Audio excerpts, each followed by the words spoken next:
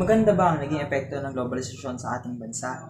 O isa lang itong naging hurdle sa ating mga Pilipino at mas nagpahirap sa ating mga Pilipino? Ako si Sean Arthur o Ronquillo upang ipabatid sa inyo at pag-usapan natin ang epekto ng globalisasyon sa ating bansa. So una sa lahat, ano nga ba ang ibig sabihin ng globalisasyon para sa Pilipinas at paano ito nagbago sa mga nagdaang taon?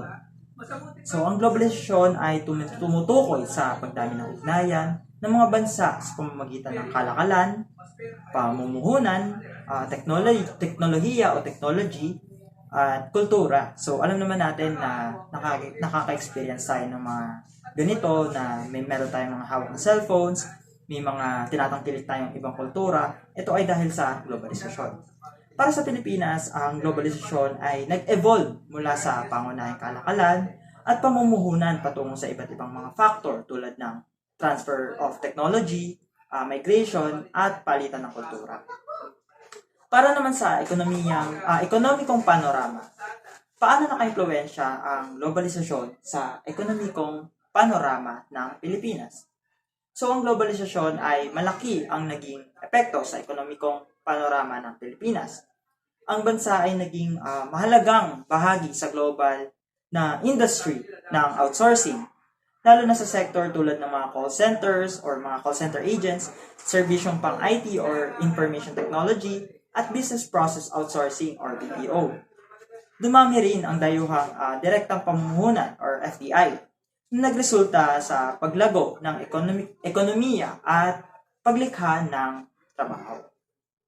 Sa pagdating naman ng globalisasyon, paano nagbago ang pamilihan ng paggawa sa Pilipinas? Binago ng globalisasyon ang pamilihan ng paggawa sa Pilipinas sa iba't ibang paraan. Bagaman, nagdulot ito ng opportunity pagdating sa work or sa trabaho, lalo na sa sektor ng outsourcing nga. Nagresulta rin ito sa paglipat ng manggagawa mula sa traditional na industry. Lumaganap din ang mga phenomenon ng migration ng mga manggagawa, domestic at international, habang hinahanap ng mga Pilipino ang mga opportunity sa trabaho sa ibang bansa. Biruin mo, dapat dito tayo nagtatrabaho. Ngunit dahil sa globalisasyon, natutulungan tayo mga Pilipino na mag-migrate sa ibang bansa at doon tayo makapagtrabaho upang mapaunlad ang ating sariling ekonomiya. Para naman sa palitan ng kultura, paano naapektuhan ang pagdating ng mga dayuhang kultura ang pagkakakilanlan at tradisyon ng mga Pilipino? Kung ano yung naging epekto ng mga pagdating ng mga foreign cultures sa ating Pilipinas. Ang pagdating ng mga dayuhang kultura bilang epekto ng globalisasyon ay nagdulot ng masasabi nating positibo at negatibong epekto sa pagkakakilanlan at tradisyon ng mga Pilipino. Sa isang banda ay nagpayaman ito sa mga kultura natin ng Pilipinas sa pamamagitan ng palitan ng mga ideya, sining, musika at kultura. Kung alam naman natin dati na ang mga movies natin, mga old movies ng mga Pilipino is nasasapawan na rin ng mga foreign influences like westernized movies or yung mga iba't ibang genre ng movie. Or pwede rin nating sabihin yung mga music natin, kung dati yung mga old folk songs, nasasapawan na at nadadagdagan na ng iba't ibang culture sa iba't ibang bansa. At imbis na dito lang tayo na preserve natin yung mga tradition or cultures natin or pagdating sa mga kanta, is nagkakaroon ng mix pagdating sa mga ganitong bagay. So ano nga ba yung negatibong effect or epekto nito? So ito rin ay nagdudulot ng pagkasira ng mga tradisyon na halaga at ang pagiging dominanteng kultura ng kanluran sa ilang aspeto ng buhay ng mga Pilipino. And alam naman natin yan, di ba, na kinakailangan nating i-preserve ang ating mga cultures and tradition. Kasi kung hindi natin i-preserve itong mga to, magkakaroon tayo ng homogeneity or magiging homogenize ang ating cultures. Wala nang pagiging uniqueness or wala nang pagiging pagkakakilanlan ng mga Pilipino sa iba pang bansa. Ano nga ba ang environmental challenge na hinaharap ng mga Pilipinas dahil sa globalisasyon? Alam naman natin, isa ding factor yan ng environment, kung anong mga challenges ang magiging maapektuhan para sa atin sa mga Pilipino. Ang globalisasyon ay nagdala ng mga environmental challenge para sa Pilipinas. Kabilang na dito ang climate change, of course, pollution at pagkaubos ng mga likas na yaman. Dahil nga, alam naman natin, ang pag-exchange ng mga goods ay kinakailangan ng pagkuha ng mga likas na yaman sa sarili-sarili nating bansa. And isa pa doon is yung climate change. Yung mga factories na yan, ayan yung mga nagbibuild ng cellphones, mga technology na ginagamit natin ngayon. Dahil dyan, nagkakaroon tayo ng climate change, tumataas ang global warming, nagkakaroon ng maraming natural disasters. Isa na rin dito ang pollution. Diba? Dahil may factories, magkakaroon ng pag-poison sa mga tubig, mga yamang dagat natin, at sa mga layamang lupa din natin. Yung mga pagtatayo ng mga building, kasama yan sa mga environmental challenge na kinakaharap natin dahil sa globalisasyon. Dahil nagpapaunlad nga siya, o tama, nagpapaunlad siya sa isang bansa. Ngunit naapektuhan ang environment natin dahil dito. Isa pa, habang ang bansa ay nakakalahok sa global na ekonomiya, ang mga industriya tulad ng manufacturing at agriculture ay lumawak. Ayun din, isa din sa naging maganda rin na idulot ng globalisasyon, na nagdulot ng, kaso nga lang, dahil dun sa mga buildings na yon, nagdulot ng pagtaas ng carbon emissions, deforestations, at pollution sa tubig, gaya nga ng sinabi ko kanina.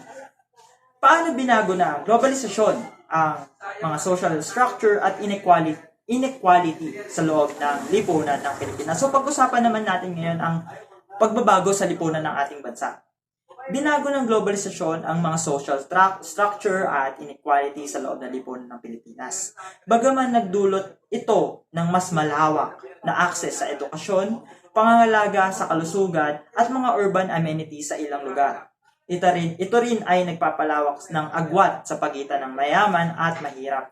Gaya nga ng sinabi natin na nung nag-aaral tayo about sa globalisasyon, ang mga mayayaman ay mas yumayaman at ang mahirap ay mas humihirap. Dahil ang globalisasyon ay nakakakuha lang tayo ng benefit kung ikaw ay may pera or ikaw ay may salapi.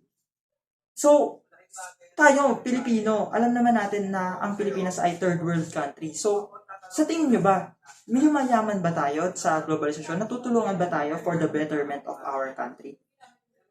So ito pa, lumakas din ang urbanisasyon habang nagmamigrate ang mga residente ng kaugnayan sa mga lungsod sa paghahanap ng magandang oportunidad dahil nga tayo ay nakabilang almost sa lower class na social structure. So tayo mga Pilipino, naghahanap tayo ng opportunity lumipat sa ibang bansa para lang magkaroon tayo ng kita na sobrang taas pa sa mga standards, hindi lang dito sa Pilipinas. So, ayun nga, magandang oportunidad to sa mga Pilipino at mas nakakadagdag ito sa ekonomiya ng ating bansa na nagdudulot ng yun nga lang, dahil nga maganda rin yung benefit nito, ngunit sa kasamaang palad, nagkakaroon tayo ng overcrowding, overpopulation, informal settlements, at social tensions. So maraming positive and negative sides ang nagbibigay ng globalisasyon. So isa pa dito ay yung sektor ng political or mga implikasyon pagdating sa political. Ano ang mga political na implikasyon ng globalisasyon sa Pilipinas? May mga political na implikasyon ang globalisasyon para sa Pilipinas. Alam naman natin. Kabilang ang mga issue ng pamamahala, kasarinlan, at international na relation. Habang ang bansa ay nagiging mas nakikipag-ugnayan or sa global na ekonomiya, kailangan nitong tawirin ang mga komplikadong dynamics ng geopolitika at kasunduan sa kalakalan. May mga pagtatalo hinggil sa saklaw ng globalisasyon sa paglabag ng pambansang kasarinlan at lokal na otonomiya, lalo na sa mga patakaran at regulasyon sa ekonomiya. So, i-summarize natin. Sa pagtatapos, ang globalisasyon ay malaking epekto sa Pilipinas. Oo, tama yun. Sa mga nabanggit ko kanina, malaki naging epekto. Hindi lang positibo, ngunit may mga negatibong epekto din sa mga aspeto sa mga sektor ng ating bansa. Sa iba't ibang paraan mula sa mga oportunidad sa ekonomiya hanggang sa palitan ng kultura at mga environmental challenges. So, gaya nga ng sinabi ko, maraming opportunities ang naibibigay ng globalisasyon at isa na rin dito is for the betterment of our country. Pero sa tingin nyo ba, umuunlad ba tayo dahil sa globalisasyon? Tanungin niyo sarili niyo. Ngayon, habang tayo ay naglalakbay sa komplikadong mundong ito, mahalaga na suriin natin ang mga epekto na ito na magtulungan para sa inclusive at sustainable na pag-unlad para sa lahat ng Pilipino. Kasi alam naman natin, hindi magiging effective ang globalization kung hindi natin i-utilize or i-sustain ng maayos ang prosesong ito. Kasi kinakailangan ng matatag at matalinong pag-iisip sa paraang ito para mas yumaman pa ang ating bansa. Ayun lamang po, at ako po ulit si Sean Arthur Oronquillo, ang inyong tagapagsalita para sa